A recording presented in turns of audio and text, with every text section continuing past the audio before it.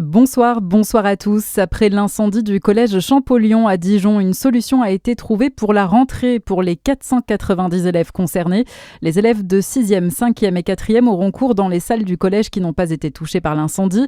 Ceux de 3e seront accueillis au lycée Gustave Eiffel. Une réouverture complète de l'établissement dijonnais est prévue en septembre prochain.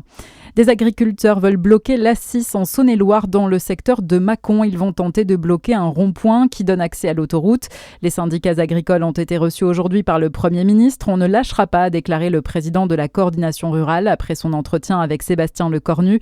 Les agriculteurs protestent contre l'abattage systématique des animaux quand un cas de dermatose est détecté dans un troupeau et ils s'opposent aussi au traité avec le Mercosur.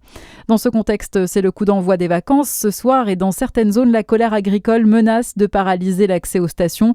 Si les remontées s'arrêtent, l'impact serait colossal pour les professionnels de la montagne. Un scénario noir que tout le secteur espère éviter, notamment le directeur de l'Office de tourisme de Font-Romeu dans les Pyrénées, Christian Saran. C'est vrai que c'est une menace qui était assez prégnante là sur ces derniers jours et j'espère que ça ne sera que des menaces parce que j'ai un peu de mal à comprendre qu'on contraigne un petit peu le grand public alors que peut-être il y aurait une sensibilisation qui serait plus adaptée vers les pouvoirs publics. Je pense qu'il y a beaucoup de gens qui ont pressenti un petit peu ces problèmes et donc en termes de livraison, ils ont peut-être fait le nécessaire pour ne pas manquer et avoir et savoir qu'il pourrait y avoir une rupture sur ces livraisons quotidiennes. Et je pense que les accès seront pas totalement fermés, même si ça rajoute un petit peu de temps. Puis peut-être d'autres voies d'accès aussi qui permettent d'arriver à destination pour tous ces gens qui ont réservé sur les stations. Ce soir, c'est donc le début des vacances scolaires et la soirée est classée orange sur les routes de Bourgogne-Franche-Comté dans le sens des départs. Demain, tous les voyants seront au vert. Baisse de la population en Bourgogne-Franche-Comté, 9000 habitants de moins entre 2017 et 2023.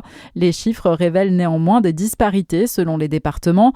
La Côte-d'Or et le Doubs ont gagné des habitants, alors que la Nièvre enregistre une baisse de 5700 habitants. Dans l'actualité aussi, Chine ne sera pas suspendue en France. Le tribunal judiciaire de Paris refuse. L'État avait saisi la justice après la découverte de plusieurs produits illicites disponibles à la vente, notamment des poupées pédopornographiques. La justice estime que la demande de blocage du site est disproportionnée.